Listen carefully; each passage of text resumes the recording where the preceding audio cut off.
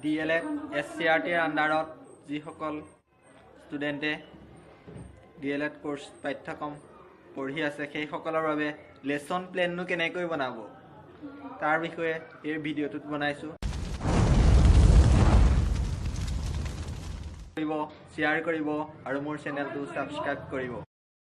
lesson plan on Assamese তেন্তে অসমীয়া বিষয়ৰ আৰম্ভ পাঠ কৰো পৰিকল্পনা পাঠ্যপুথিৰ নাম অংকুৰণ প্ৰথম ভাগ পাঠৰ নাম জেউতি ইয়াত শিকনীয়া সঁজুলিবোৰ দিয়া হৈছে সাধাৰণ সঁজুলি আৰু বিশেষ সঁজুলি আৰম্ভণি স্তৰ প্ৰথমত এইটো দেখুওৱা হৈছে কেনেদৰে বনোৱা হৈছে এইটো অৱতাৰণা উপস্থাপন দেখুওৱা হৈছে তাৰপৰা সামৰণি আছে পাঠ পৰিকল্পনা দ্বিতীয় পাঠ্যপুথি অংকুৰণ পাঠ মানুহৰ মাজলৈ কাপোৰ কেনেকৈ আহিল অৰুণাচলৰ মিচিমি জনজাতিৰ সাধু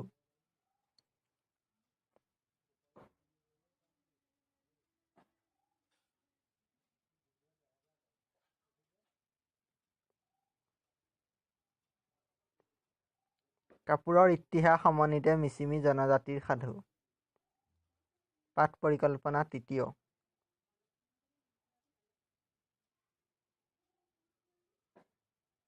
পাঠ পৰিকল্পনা চতুৰ্থ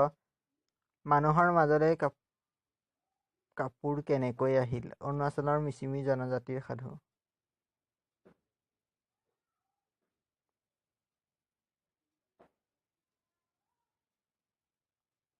পাঠ পৰিকল্পনা 15 5 কলাগুৰু বিষ্ণুপ্ৰসাদ ৰাভা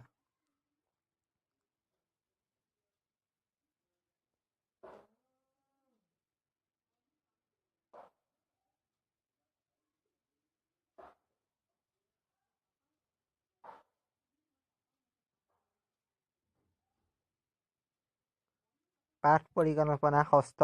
কবি লঘোণ কবিতা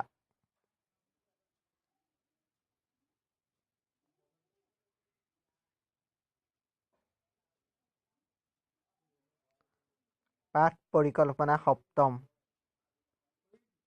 পাঠৰ নাম পানী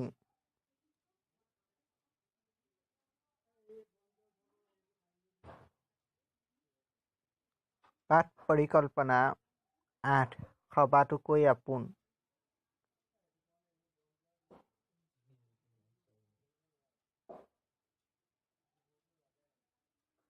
পাঠৰ নাম বুদ্ধিয়ক বীৰবল